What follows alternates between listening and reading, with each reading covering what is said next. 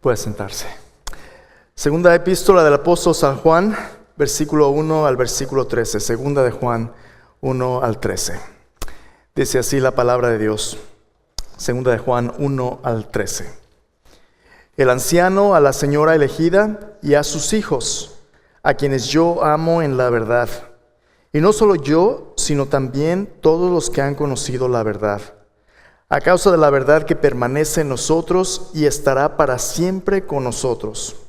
Sea con vosotros gracia, misericordia y paz de Dios Padre y del Señor Jesucristo, Hijo del Padre, en verdad y en amor. Mucho me regocijé porque he hallado a algunos de tus hijos andando en la verdad, conforme al mandamiento que recibimos del Padre. Y ahora te ruego, Señora, no como escribiéndote un nuevo mandamiento, sino el que hemos tenido desde el principio, que nos amemos unos a otros. Y este es el amor, que andemos según sus mandamientos. Este es el mandamiento, que andéis en amor, como vosotros habéis oído desde el principio. Porque muchos engañadores han salido por el mundo, que no confiesan que Jesucristo ha venido en carne. Quien esto hace es el engañador y el anticristo. Mirad por vosotros mismos para que no perdáis el fruto de vuestro trabajo, sino que recibáis galardón completo. Cualquiera que se extravía y no persevera en la doctrina de Cristo no tiene a Dios. El que persevera en la doctrina de Cristo, ese es el que tiene al Padre y al Hijo. Si alguno viene a vosotros y no trae esta doctrina, no lo recibáis en casa ni le digáis bienvenido, porque el que le dice bienvenido participa en sus malas obras. Tengo muchas cosas que escribiros, pero no he querido hacerlo por medio de papel y tinta, pues espero ir a vosotros y hablar cara a cara, para que nuestro gozo sea cumplido. Los hijos de tu hermana, la elegida, te saludan. Amén. Qué difícil es cuando las cuerdas que nos unen, cuando esta verdad y este amor que nos unen, qué difícil cuando estas cuerdas de amor y verdad que nos unen a veces comienzan a deshebrarse y comienzan a deshacerse. A veces en la iglesia o en la familia o en las relaciones más cercanas que tenemos, estamos creciendo, estamos luchando, estamos echándole ganas, y a veces en la tensión y en la lucha, híjole, esa presión de seguir unidos, esa presión de seguir juntos, esa presión de ir en la misma dirección, algunas veces el estrés de esas presiones comienzan a crear en nuestras vidas pequeñas grietas, pequeñas hebras, que si no tenemos cuidado, pueden hacerse grietas más grandes, o puede ser ese pequeño hilo que usted jale, y entonces sí. ¿Ha tenido usted un tejido, algún suéter o algo que tiene una hebrita por ahí? ¿Cómo quiere uno arreglarlo, verdad? Uno ve la hebrita y como el gato cuando ve una hebra, inmediatamente le llama a uno la atención. ¿Y cómo lo arregla usted? Pues jalándole más, ¿verdad? Si le jala la hebrita, ¿qué le pasa? Va a haber más hebra, y le va a seguir jalando y más va a salir y se va a empezar a desbaratar y de repente usted va a acabar con el puro hilo, deshebrado. A veces nuestra vida así se siente, ¿no? A veces nuestra vida se siente como que más o menos ahí llevamos las cosas juntas, pero de repente las presiones y las circunstancias como que no sé cuánto ya pueda aguantar. A veces puede ser un conflicto en la iglesia, a veces puede ser un conflicto familiar, a veces puede ser algo que estoy dentro de mí, a veces puede ser las malas compañías. Usted puede que tenga sus hijos, hijas, adolescentes, y las malas compañías, las malas influencias, todo lo que toma es un momento de, oye, ¿te has probado de estas? No, mi mamá no me deja. Dale, no te pasa nada. Se siente re bien, es una pildorita. Qué exagerado. Trátala, te va a gustar. Y después, la pesadilla de adicciones, la pesadilla de secretos, la pesadilla del aislamiento que cada vez más aparta a este miembro de la familia amado, hijo, hija, en un círculo vicioso donde estas relaciones ahora lo tienen atrapado en adicciones o peor aún, en contrabandos. Porque por las malas influencias puede acabar consumiendo o puede acabar comprando y vendiendo y puede acabar en la cárcel y puede acabar, aparte de la gracia de Dios, hasta muerto. Y comenzó con una hebrita. No es gran cosa. Son jóvenes, están experimentando, se están divirtiendo, pero hay ciertas cosas que usted no tiene que tratar o probar para saber que son veneno. Usted no tiene que tomar veneno para envenenarse, ¿verdad? Es que tú tienes que probarlo todo. No, espera tantito, hay ciertas cosas de donde no hay retorno. A veces en la tensión, navegando esa tensión, sentimos como que nos vamos a deshebrar, nos vamos a deshacer. Hermanos, el mensaje del día de hoy, en 2 de Juan, es un mensaje donde Juan busca preparar a esos primeros cristianos en el primer siglo para situaciones difíciles que estaban enfrentando. El Evangelio había llegado a sus vidas, había transformado sus vidas. En su primera carta nos habla de la bendición, del perdón de Dios, de su amor, del gozo de nacer de nuevo. Nos habla de cómo este caminar es en verdad, en amor, cómo la iglesia es una comunidad donde maduramos y crecemos. Como en la familia, nuestros niños dan sus primeros pasos en la verdad y el amor de Dios. La iglesia de Dios es donde Dios provee su misericordia, su gracia, su paz. Cuando estamos en comunión con el Padre y su Jesucristo en amor y en verdad, esas aparentes tensiones que en realidad son dos caras de la misma moneda. Nuestro andar no es uno u otro, es ambos, en verdad y en amor. Pero va a haber peligros, va a haber situaciones donde la vida, las circunstancias, las pruebas o los ataques del enemigo del mundo nos van a estirar a tal punto que sentimos que a veces nos vamos a romper. Y algunas veces son situaciones simplemente resultado de vivir en un mundo caído como el que vivimos. Como congregación, estamos pasando por un momento difícil. Estamos pasando por un momento que requiere nuestras oraciones, requiere nuestra unidad. Alguien nos falta el día de hoy, ¿verdad? ¿Quién nos falta que diario damos por hecho? Pastor Roberto, su esposa Claudia. ¿Dónde se sientan? Aquí. Y a veces allá atrás y a veces donde hay necesidad, ¿verdad? Se sientan donde hay necesidad, donde pueden ayudar a alguien más. Nuestro hermano Roberto está en casa. Usted sabe, nuestro hermano Roberto tiene cáncer. Es conocimiento público, hemos estado orando por él. Está en tratamiento. La situación es difícil. ¿Qué necesita nuestro hermano? De todas las oraciones, todo el ánimo que podamos darle. Por tanto tiempo nuestro hermano y su esposa han sido de bendición a cada uno de nosotros. Pero nos toca amarles. ¿Cómo vamos a amarles? A menos que haya fuerza en esta comunidad. ¿Cómo vamos a amarles si a veces nosotros mismos nos sentimos como los que nos vamos a deshebrar? Hermano, es el tiempo donde Dios nos ha dado un fundamento sólido de ministerio y de amor, pero ahora nos toca a nosotros crecer para amar y servir a aquellos que nos han amado y nos han servido. ¿Sabe cuál es la preocupación de nuestro hermano ahorita? Que estemos caminando en la verdad de Dios. ¿Quién fue? ¿Quién faltó? ¿Cómo están? En medio de su enfermedad, pensando en el bienestar del pueblo de Dios. Juan, al escribir su carta, les dice, recordando la semana pasada, aquí en el versículo 4, dice: mucho me regocijé porque he hallado a algunos de tus hijos andando en la verdad. Mucho me regocijé. Qué gozo es cuando permanecemos fieles al Señor, pero cuando uno desaparece, cuando uno se queda en el camino, ¿nos detendremos lo suficiente para ir a recogerlo o simplemente seguiremos adelante? La semana pasada le compartí acerca de lo que le pasó a nuestro gato, ¿verdad? Si estuvo aquí, escuchó. Si no estuvo, se la perdió, pero lo voy a recordar un poquito. Nuestra familia tenía un gato, el amor de mis hijas. Mis hijos lo toleraban y yo lo toleraba también, pero el gato controlaba la casa. Se salió hace un par de semanas en la noche y no regresó. No ha regresado. Al siguiente día salí en el patio y escuché a las ardillas haciendo escándalo y los pájaros. Y allá en el patio se oía como que entre los árboles había algo crujiente caminando ahí entre las hojarascas. Y vi lo que era o un coyote o un gato montés. Entonces yo creo que mi gato, ya. Ese mismo día, esa noche, tuve un sueño. Ahora, te voy a predicar de la Biblia, no de mi sueño, ¿verdad?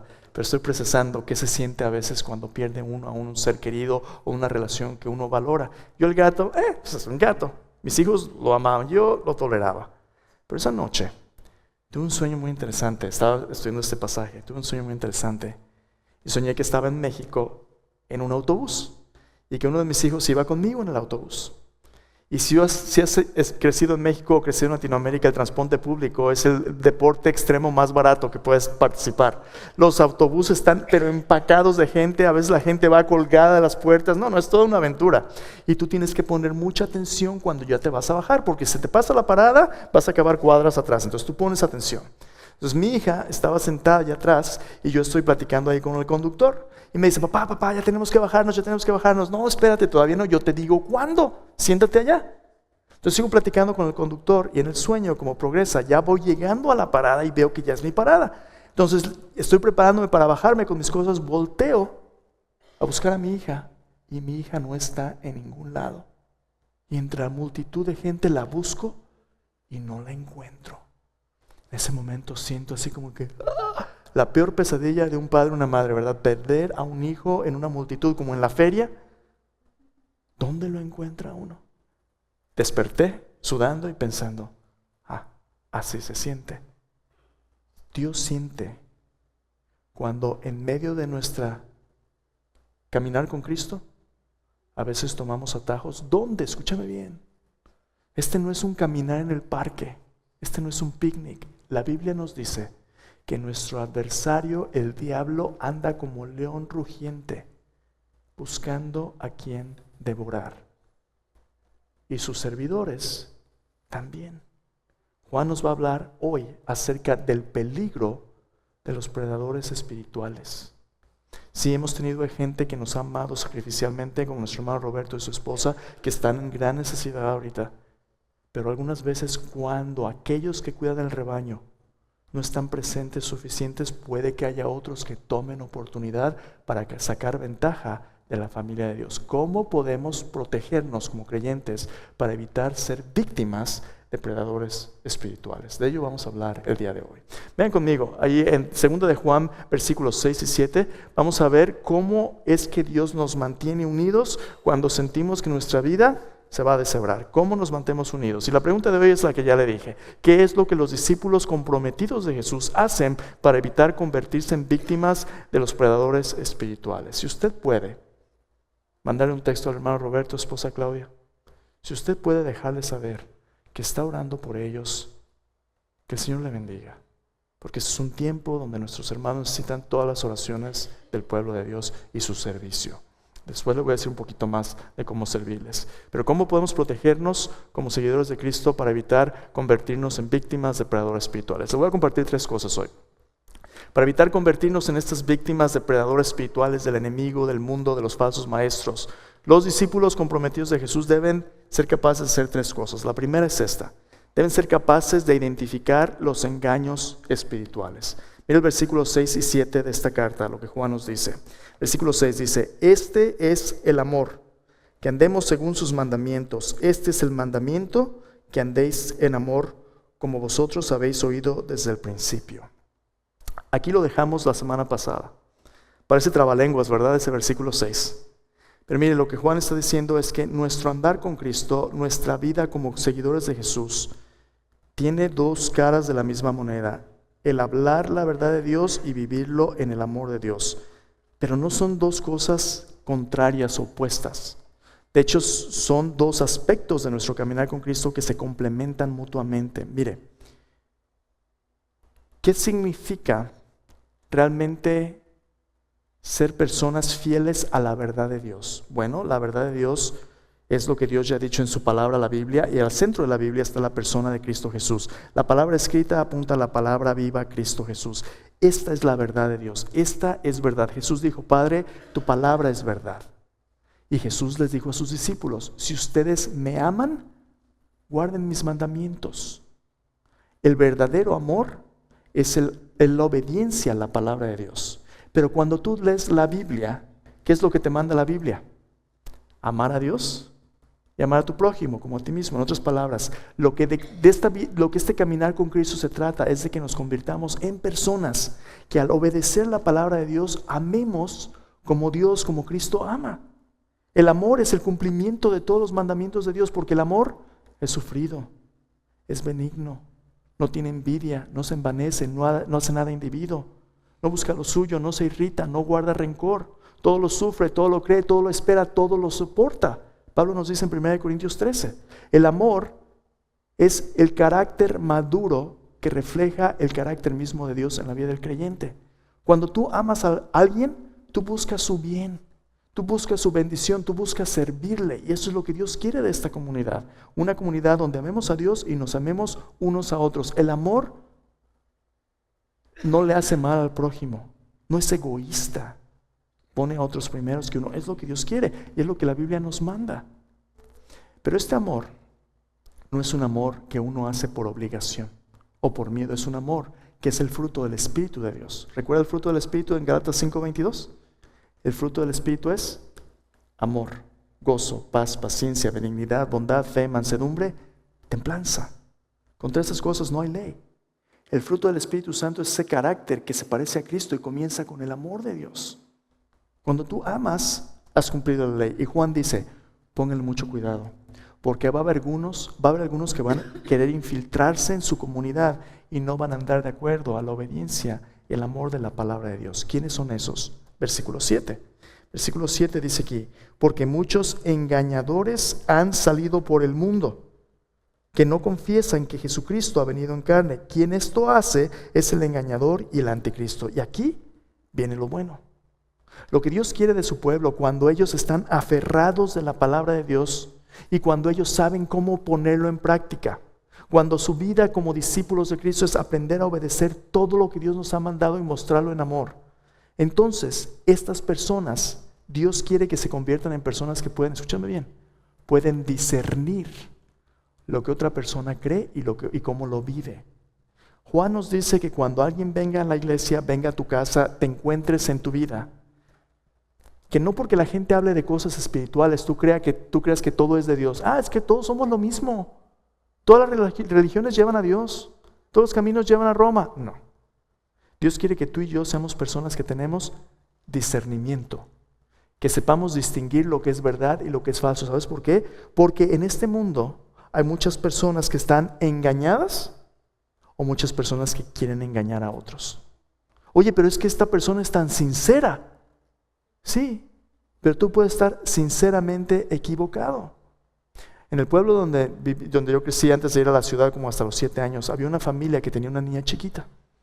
Y esa niña chiquita, sus papás tenían materiales de construcción y abajo de su lavabo tenían botellas con químicos. Y una de esas botellas era una botella de Coca-Cola. Y ahí pusieron químicos. Y la niña vio la botella de Coca, ¿sabes qué hizo? Se la tomó. Se envenenó la niña. Pero estaba tan sincera que quería Coca, ¿verdad? Sí, pero estaba tomando veneno. Tú y yo tenemos que ser personas que seamos capaces de discernir si algo es verdad o algo es mentira. Dice, muchos engañadores han salido por el mundo que no confiesan que Jesucristo ha venido en carne. Dice, quien esto hace es el engañador y el anticristo. Oye, ¿qué significa esto? Significa que cuando una persona hable de su espiritualidad, tú tienes que saber no solamente lo que la gente dice, sino lo que las cosas significan.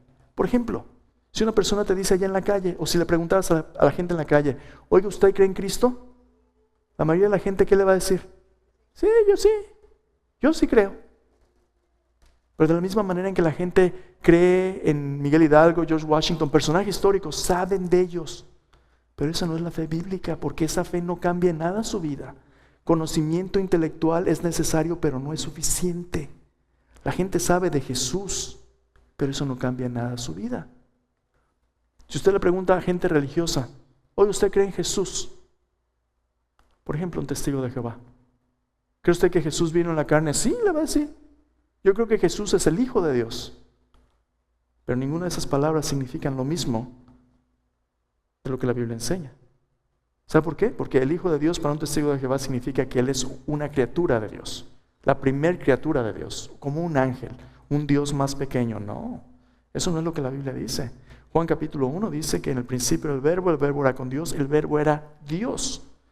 Que Jesús sea el Hijo de Dios significa que Él es como su Padre, como el Padre, el Hijo. Él es Dios, de la misma naturaleza que Dios el Padre. Por eso Él es el unigénito, el único Hijo de Dios. Jesús no es ni un diosito ni un ángel, ni la primera criatura de Dios. Él es Dios el Hijo, la segunda persona de la Trinidad. Un mormón no tiene ningún problema de decir, sí, Jesús vino al mundo, Jesucristo. Él es Hijo de Dios, Él es Dios, sí, como todos, montón de dioses, ¿verdad? Usted también puede ser Dios. ¿Será lo mismo? No es lo mismo. El punto que Juan está haciendo aquí es este. Cuando hablamos de ser un seguidor de Cristo, su confesión de fe no solamente es lo que usted dice, sino lo que usted realmente cree y lo que eso significa a la luz de la enseñanza de todas las Escrituras.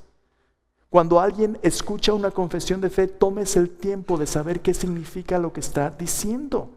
Mire, hubo un tiempo donde aquí en los Estados Unidos, cuando alguien se quería ser miembro de una iglesia bautista, por ejemplo, era muy popular y muy común que si usted era una visita y decía, ¿sabes qué? Yo quiero unirme a esta iglesia. Había muchos cristianos y era muy común que la gente dijera, si tú quieres unirte a la iglesia, póngase de pie, pase al frente. Y sin mucha conversación, la pregunta sería, ¿usted cree en Cristo? Sí, yo creo que murió por mis pecados. Listo, check. Vamos a votar para aceptarlos como miembros. Son miembros. Okay. A lo mejor antes la gente podía asumir que el evangelio era más predicado, más popular, pero le voy a decir, si alguien entra en esta iglesia, a lo mejor usted es nuestra visita, usted es la excepción, usted sí es lindo. Si esa es su primera vez, usted ya la hizo. No se crea.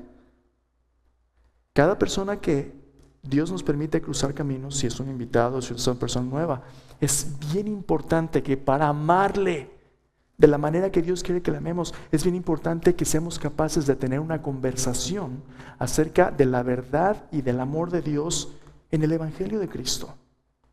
Lo que nos une no es nuestra tradición o nuestra religión.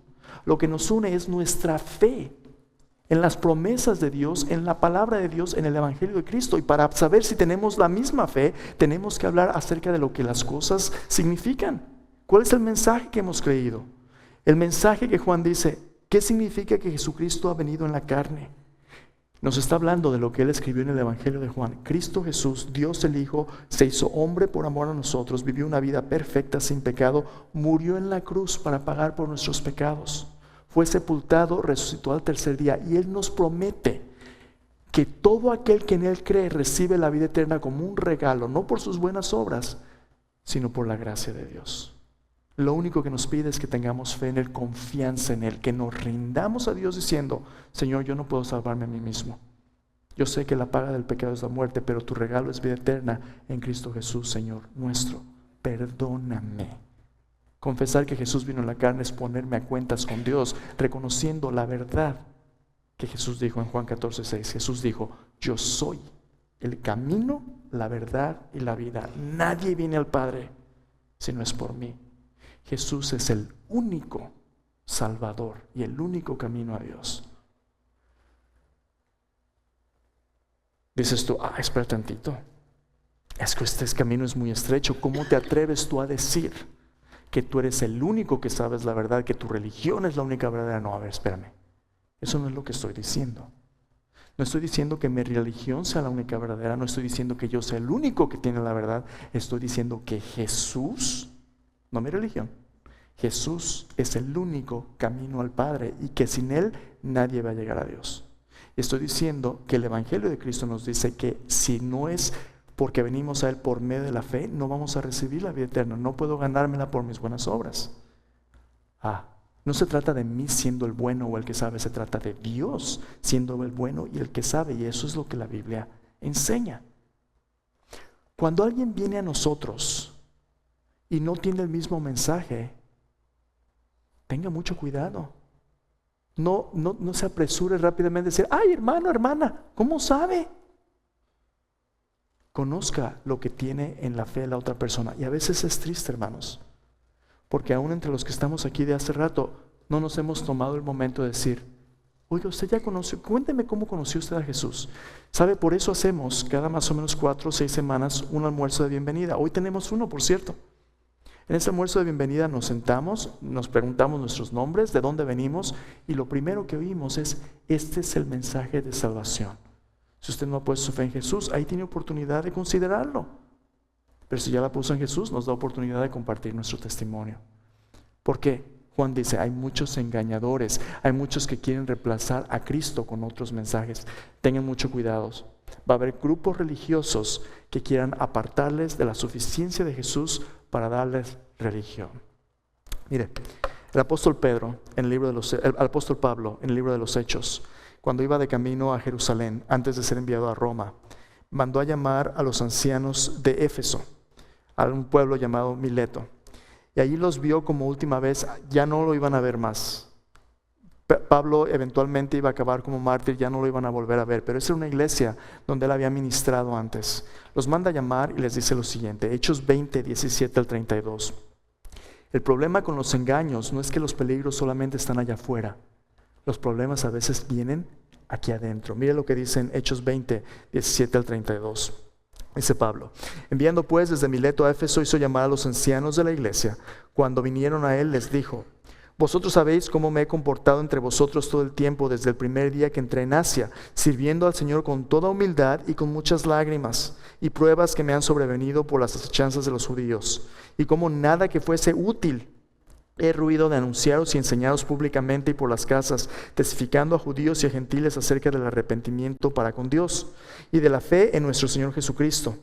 Ahora aquí, ligado yo en espíritu, voy a Jerusalén sin saber lo que allá me ha de acontecer, salvo que el Espíritu Santo por todas las ciudades me da testimonio diciendo que me esperan prisiones y tribulaciones.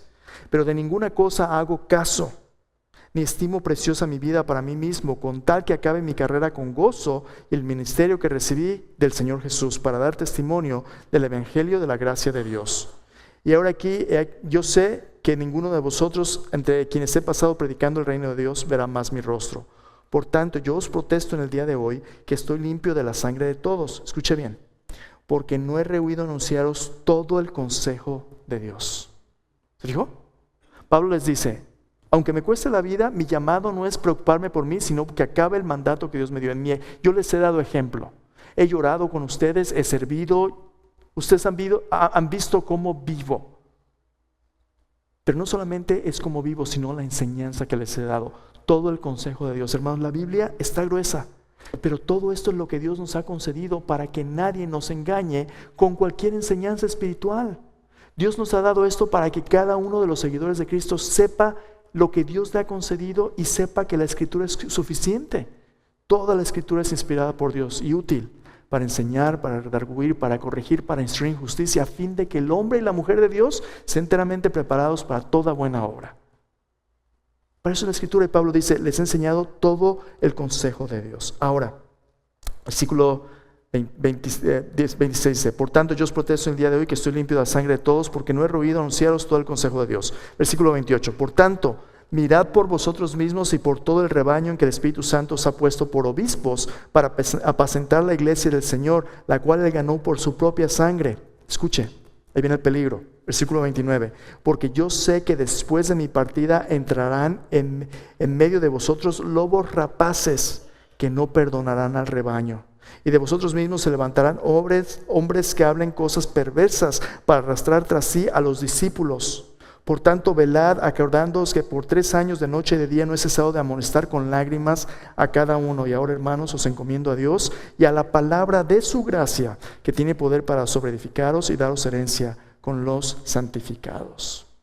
¿Se fijó? ¿Cuál es el reto de los engañadores espirituales? Que vienen, son lobos, pero vienen vestidos de ovejas. En la otra iglesia donde yo servía, teníamos un ministerio de apartamentos donde alcanzábamos a las familias de escasos recursos y teníamos actividades para niños, jóvenes, y una pareja se convirtió al Señor. Se convirtió. Y esta hermana empezó a hacerse muy amiga de las hermanas de la comunidad y empezó a compartir, oraba muy bonito, quería servir de ujier, quería ayudar. Qué bueno, ¿verdad? Nada de malo con eso. Pero cuidado, porque caras vemos, pero Dios sí sabe, ¿verdad? Tarde o temprano, lo que hacemos en oculto, el Señor lo saca a la luz. Entonces, de Dios nadie se burla. Tarde o temprano Dios lo saca a relucir, pero a veces nos toma tiempo discernir quién es quién y qué intenciones trae la gente. Entonces, esta hermana dice, oiga, pastor, estoy aprendiendo tanto, quiero compartirlo con la comunidad. ¿Puedo hacer un estudio bíblico en mi casa? Pues, ¿cómo no, verdad? Lo que uno quiere es que el evangelio sea compartido y gente que lo comparta. Claro, le di los materiales, empezó a hacer su grupo de damas y de oración. Todo iba bien. Una semana había gente que empezaba a ir, la hermana, muy bonito. Y empezaba a pedirle a la gente peticiones de oración. ¿Cómo puedo orar por usted? Y oraba por ellos. Pero de repente empezó a decirles, ¿sabe qué? Cuando yo estaba orando por usted, se me apareció un ángel de luz. Se me apareció un ángel de luz que me empezó a decir acerca de su vida esto y esto y esto. Hay algo que usted necesita ayuda. Y la gente, pero es que ¿cómo supo esto? Un ángel le dijo. Y en su estudio bíblico empezó a sacar otros instrumentos para ayudarle a la gente a discernir la voluntad de Dios. Las cartas. Y empezó a decirle a la gente cosas. Si la Biblia es buena, pero hay cosas que te hacen falta. Déjame preguntarte, ¿cuándo dejó Cristo Jesús de ser suficiente? ¿Es suficiente nomás al principio y luego necesitas cosas más avanzadas? ¿Necesitas ángeles? ¿Necesitas mediadores? ¿Necesitas...? La Biblia es suficiente para apuntarte a la persona de Cristo, y teniendo a Cristo no te falta nada. El autor de Hebreos nos dijo, Dios, habiendo hablado muchas veces, en mucho tiempo, en otro tiempo a los padres por los profetas, en estos últimos días nos ha hablado por el Hijo, a quien constituyó heredero de todo y por quien asimismo hizo el universo, el cual, siendo el resplandor de su gloria y la imagen misma de su sustancia, escúchame bien, dice, y quien sustenta todas las cosas con la palabra de su poder. ¿Te fijaste?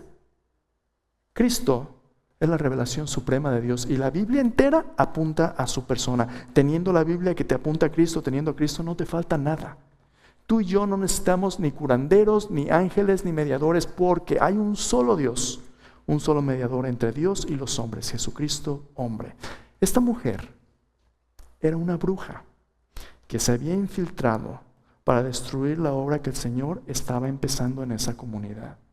Y hermanos, hemos tenido personas en nuestra congregación, en inglés y en español, que vienen como visitantes, aquí, en esta iglesia. Vienen visitantes. Uno hace poco tiempo vino. Mi nombre es fulano de tal. Se senta aquí en medio. Dice, yo soy un chamán. Y he venido porque aquí hay muchas vibras que necesitan ser alineadas. Voy a interceder por su iglesia. Gracias, pero no gracias. Aquí tenemos a Cristo Jesús y su Espíritu Santo y no nos falta nada. Compartimos el evangelio, pero así como entró, salió. Cuidado, cuidado. Porque va a haber muchos engañadores que quieren reemplazar a Cristo. Esos son los anticristos.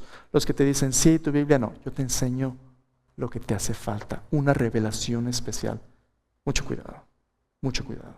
Tú y yo tenemos que ser capaces de discernir con la palabra de Dios el engaño espiritual. Segundo, tenemos que ser capaces de medir personalmente nuestra salud y resiliencia. ¿Qué es resiliencia? Nuestra capacidad de perseverar, de aguantar en medio de la prueba, de aguantar, nuestro aguante, nuestra resistencia. Versículo 8 y versículo 9, mira lo que dice ahí. Dice, mirad por vosotros mismos. ¿Te fijaste? Sí, hay luchas allá afuera, gente que quiere infiltrarse en el rebaño de Dios, pero muchas veces el problema más grande, hermanos, es que nosotros mismos no nos autodiagnosticamos, evaluamos o calibramos. Y Juan nos dice, mirad por vosotros mismos, es un mandato. Ponle atención a tu salud espiritual. Mirad por vosotros mismos para que no perdáis el fruto de vuestro trabajo, sino que recibáis galardón completo. ¿Qué está diciendo Juan aquí?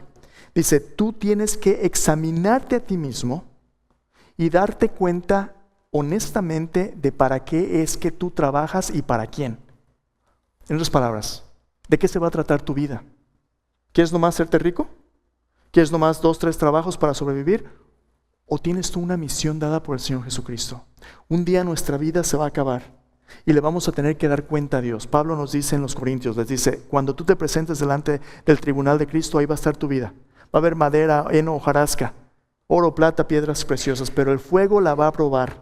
Dice, si alguno se quema bajo el examen de Dios, vas a recibir pérdida. Pero si lo que hay abajo permanece, si hay piedras preciosas, plata, oro, si hay cosas que tengan valor eterno, que sobrevivan el fuego del juicio de Dios, del examen de Dios, entonces va a haber recompensa. Mira qué bueno es Dios. El Señor Jesucristo no solamente te ha dado la promesa de vida eterna, sino que ha dicho que cuando Él regrese y cuando Él venga, su recompensa viene con Él. Cuando tú vivas para Cristo, tienes vida eterna como un regalo porque has puesto tu fe en Él. Pero encima de eso, la Biblia habla de recompensas, de galardones que Dios tiene para aquellos que vivieron fielmente. La corona de vida, cuando resistes la tentación, cuando eres fiel. Dios tiene recompensas para aquellos que viven fielmente. Pero cuando llegues a Cristo, ¿vas a pasar de panzazo? ¿O vas a pasar, ser aprobado y recibir coronas que puedas poner a los pies de Cristo para su gloria? Entonces no desperdicies tu tiempo. Y Juan dice, ponle atención a tu vida espiritual, porque a lo mejor ya eres salvo, pero lo que el enemigo quiere hacer es neutralizarte para que seas infructífero, que no lleves fruto. Sí vas a ser salvo, pero si no afectas a nadie más, Él ya la hizo. ¿Sabes qué quiere el enemigo de ti? Que seas un cristiano entretenido. No más. Entretenido, pero que no tengas influencia con otros. Que tu adoración sea simplemente de lo que a ti te guste, no sacrificio. No que vengas a entregarte al Señor, no que te cueste mucho, que te cueste nomás a lo mejor el transporte, pero que estés cómodo, que te entretengas. ¿Qué es lo que Dios quiere? Dios quiere que te examines para que seas fructífero y recibas una recompensa. Pero no solamente eso. Mira lo que dice el versículo. Versículo 9 dice: cualquiera que se extravía y no persevera en la doctrina de Cristo no tiene a Dios. El que persevera en la doctrina de Cristo, ese sí tiene al Padre y al Hijo. Aquí está lo que Dios quiere. No que seas un cristiano entretenido, sino un cristiano comprometido y que permanezcas en Cristo. En la parábola del sembrador, Jesús habló de cómo crecen las plantas, haciendo una analogía de cómo crece la vida espiritual. Y dice que una de las plantas que Él planta es cuando la semilla cae entre pedregales que tienen muy poquita tierra. Escucha lo que dice Jesús, dice, acerca del significado de esta parábola. En Mateo 13:20 dice, el que fue sembrado en pedregales, ese es el que oye la palabra y al momento la recibe con gozo, pero no tiene raíz en sí, sino que es de corta duración, pues al venir la aflicción o la persecución por causa de la palabra, luego tropieza. Hay cristianos que son lo que yo digo llamarada de petate. ¿Has oído esa expresión? Se usa en México. Los petates son unas, como no son alfombras, son un petate, un tapete, como un tapete, petate, bueno, son como un tapete, pero son hechos de fibras vegetales, como de un pasto muy grande. Y son tejidos, y cuando está seco, dura mucho tiempo. Pero si tú le acercas un cerillo, eso prende inmediatamente, rápido, con mucho calor, pero no dura nada. De repente y desaparece, como si fuera paja. Así es de cuenta. Hay personas que cuando oyen la palabra de Dios se emocionan. Yo sigo a Cristo, yo voy a hacer y de repente desaparecen. ¿Por qué? Porque es mucho emocionalismo. Pero esa raíz no puede crecer profundamente. A Dios no le interesa simplemente una llamarada de petate de fe. ¿Qué le interesa a Dios? Que tú eches raíces y permanezcas, porque después de 5, 6, 7, 8, 10, 15, 20 años, toda una vida, el compromiso que tú tienes con Cristo es lo más precioso que esta vida puede darte. Mira, nuestras relaciones más cercanas, como el matrimonio, la relación padre-hijo, son relaciones que si alguien se interpone en medio, lo natural debería ser defensivo, ¿verdad? Como cristiano, como seguidor de Cristo Jesús, si alguien quiere interponerse entre tu Señor y tú deberías decir, ¿sabes qué? No, esto no. Así es la iglesia, es la esposa del Cordero. Nadie puede tomar el lugar de Jesús en nuestras vidas. Pero ¿cómo está tu fuego por Cristo? ¿Recuerdas la iglesia en Éfeso? Apocalipsis 2, bien ocupada, ¿verdad? Tienes muchas obras, has probado a los que se dicen ser apóstoles y no lo son, los has hallado mentirosos, pero tengo contra ti que has dejado tu primer amor. Juan nos dice, cuando alguien no permanece en la doctrina de Cristo, muy probablemente es porque nunca lo tuvo. Se emocionó, le convino, le ayudó, pero hubo una relación con Cristo donde Él se convierte en su vida misma. Dice, aguas, porque la verdadera fe realmente persevera. Dice, el que persevera en la doctrina de Cristo, ese sí tiene al Padre, ese sí tiene al Hijo. Los jóvenes, especialmente el de hoy, déjame decirte, a veces como iglesia, creces en la escuela dominical, creces escuchando esto y aquello, pero el mundo está tratando de arrancarte de la familia de Dios. Y déjame decirte que a veces las buenas intenciones de la iglesia acaban causando más daño que ayuda, ¿verdad? Muchos de nosotros crecimos viendo los shows de los VeggieTales. ¿Los viste los VeggieTales? Simpáticos, ¿verdad? Nada de malo, son chistosos, son... Pero tu Biblia no es VeggieTales. Tu Biblia es un libro honesto acerca de los retos y dificultades que vivimos. Si nuestros niños y jóvenes lo único que saben de Dios es los VeggieTales, ya valió gorro el asunto. Por eso cuando vayan a la universidad y los ateos y agnósticos empiezan a cuestionarles, si no saben la verdad de Dios, si no tienen raíces profundas, ¿cómo se van a defender? Hermanos, tenemos que amarnos lo suficiente para que cada uno de nosotros, escúchame bien, por eso tenemos comunidades bíblicas. Cada palabra de Dios es para cada día de nuestra vida. Es el llamado, que tú y yo seamos Biblias vivas. Y tenemos que ser capaces de autodiagnosticarnos. Conocemos la verdad de Dios y vivimos la verdad de Dios. Porque si no, ¿a qué estamos jugando? Vamos a aguantar cuando llegue la tormenta y dé contra nuestra casa. Ser capaces de medir personalmente nuestra salud y resiliencia espiritual. Por último, tenemos que ser capaces de mantener nuestro testimonio libre de la contaminación de las creencias y prácticas del mundo. Al final Juan les dice, versículo 10, si alguno viene a vosotros y no tiene esta doctrina, no le recibáis en casa ni le digáis bienvenido, porque el que le dice bienvenido participa de sus malas obras. ¿Qué está diciendo Juan aquí? ¿Que seamos groseros con la gente? ¿Que si alguien viene, cierre la puerta? No, del diablo. No, eso no es lo que está diciendo. No está diciendo que seamos groseros con la gente. Cuando venga un testigo de Jehová, no le tuerza la cara, no. ¿Qué está diciendo Juan? Bueno, como le dije la semana pasada, en el primer siglo había maestros itinerantes que llegaban a las casas donde normalmente se juntaba la iglesia, porque no había edificios como estos. La iglesia era iglesia en casa. Y llegaban ciertos maestros, y una cosa es venir y visitarle para ver qué cree y discernir, y otra cosa es quedarse y usar su casa como base de operaciones. Lo que Juan le está diciendo a estos creyentes es esto: cuando una persona venga a usted y usted escuche lo que esta persona cree, tenga mucho cuidado en cómo usted crea su asociación íntima con estas personas. En otra palabra, no permita que la plataforma que Dios le ha dado de su testimonio, otros se aprovechen de ella para contar o hacer cosas contrarias a la palabra y doctrina de Cristo. No se asocie tan pronto. Déjenme dar un ejemplo. El libro de los Hechos.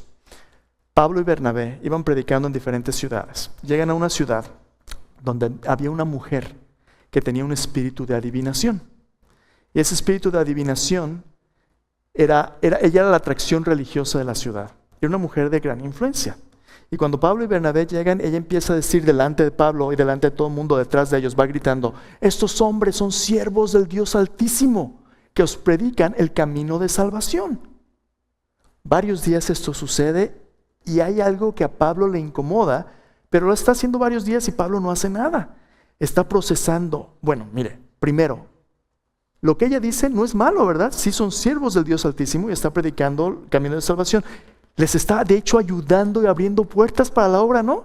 Es la carta de recomendación. A lo mejor hagamos equipo y más gente se salva. Pero ahí es donde a Pablo le cae el 20.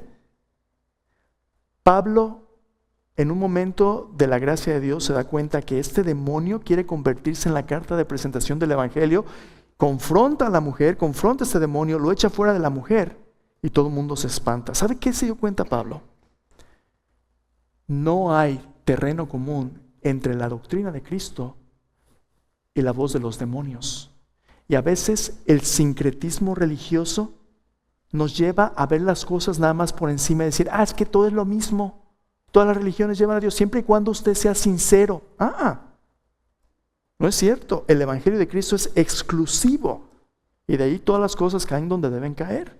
Entonces usted y yo como creyentes no podemos rendir nuestra plataforma a cualquier persona que digan, somos lo mismo. Somos lo mismo. No, dime qué es lo que tú crees. Pablo le dice a Timoteo algo muy interesante. 1 Timoteo 5, 19 al 23. Escucha lo que dice. Dice, contra un anciano no admitas acusación sino con 2 o 3 testigos. A los que persisten en pecar, repréndeles delante de todos para que los demás también teman. Te encarezco delante de Dios y del Señor Jesucristo, de sus ángeles escogidos, que guardes estas cosas sin prejuicios, no haciendo nada con parcialidad. Escucha el versículo 22. No impongas con ligereza las manos a ninguno, ni participes en pecados ajenos. Consérvate puro. ¿Qué significa eso? La plataforma que Dios te ha dado para tu testimonio personal es tan importante que no se la prestes a cualquiera. No impongas con ligereza las manos. Sí, somos cuates, somos lo mismo. No. No participes en pecados ajenos. Consérvate puro. La integridad del Evangelio es demasiado importante para no hacerle justicia a lo que Dios quiere. Entonces, ¿a dónde vamos de aquí? Quiero compartirle algo que ha estado bastante pesado en mi corazón, hermano. Y necesito que usted me ayude. Gracias a Dios tenemos un buen equipo, somos una buena iglesia, no hay disensión, no hay herejía, a la llevamos. Hay muchas necesidades. Pero especialmente en el ministerio en español, estando en un auditorio de 1100 personas, a veces se siente que si somos 120, así como si fuéramos una isla en un mar, ¿verdad? Hace algunas semanas yo le invité a sentarse aquí en medio, ¿se acuerda? Okay. Yo no sé usted, pero cuando estamos más juntos, más de cerca, es más fácil mostrar hospitalidad y conocernos. No se preocupe, nadie le va a pasar los platos de ofrenda más pronto. Ni platos pasamos aquí, ¿verdad? Pero mi pregunta para usted es esta. ¿Será este un buen tiempo para acercarnos un poquito más si vamos a caminar juntos a largo plazo? Porque cuando vienen las dificultades y los problemas como los que nuestra hermana Claudia y Roberto están enfrentando, es necesario no solamente que estemos juntos, sino que estemos unidos. Y lo que nuestro pastor Roberto y Claudia desean con todo su corazón es que este es un ministerio no de llamarada de petates, sino de personas que permanezcan en Cristo el resto de sus vidas. Esa es la preocupación más grande del corazón del pastor Roberto hoy. Entonces, si usted quiere animarle, déjenme preguntarle, ¿estaría usted dispuesto a que en las semanas que vienen, a lo mejor cerramos la distancia un poquito? A lo mejor yo no tengo que estar predicando de una plataforma allá de lejos y usted no tiene que sentarse en una banca allá tan lejos. Somos 120. ¿No pondremos cerrar filas un poquito más y acercarnos los unos a los otros un poquito más? Solamente cuando cerramos las filas, hermanos, el enemigo no va a encontrar grietas en nuestro rebaño. Los predadores espirituales siempre atacan a los enfermos, a los más jóvenes, a los que están solos.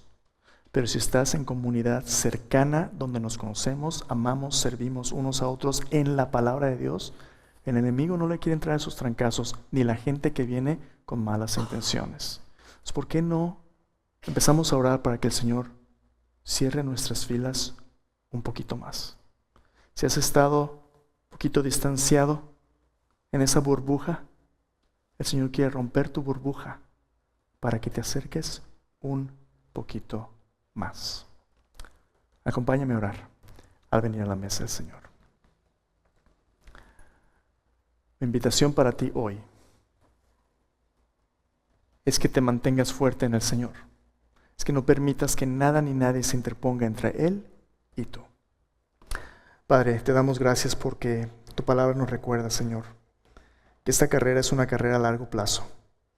No es un caminar sencillo, Señor, un pasito nada más aquí y allá. Es una carrera, Señor, donde tú quieres que lleguemos a casa fuertes y victoriosos, Señor. Señor, este día yo te pido por Roberto. Yo te pido, Señor, que en medio de su necesidad tú toques su vida, Señor, y que tú le concedas la sanidad. Señor, solo tú puedes hacerlo. Sabemos que tú puedes hacerlo. Lo creemos, Señor. Pero al mismo tiempo oramos, como el Señor Jesús nos enseñó, Padre, que se haga tu voluntad. Señor, si tú quieres, tú puedes sanarle, pero si, Señor, por alguna razón tú sostienes su prueba, yo te pido que la paz de Cristo sea con él. Yo te pido que cualquier cosa que ellos necesiten, Señor, tú lo proveas. Señor, te pido que si haya alguien aquí a punto, Señor, de deshebrarse, de desconectarse, de deshacerse, yo te pido que por la gracia de tu Espíritu Santo, la suficiencia de Cristo, Señor, tú les tomes, Señor, les restaures, les unas, Señor, a tu comunidad.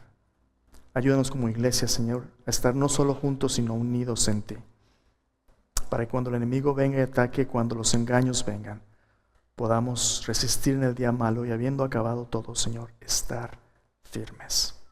Gracias, Señor.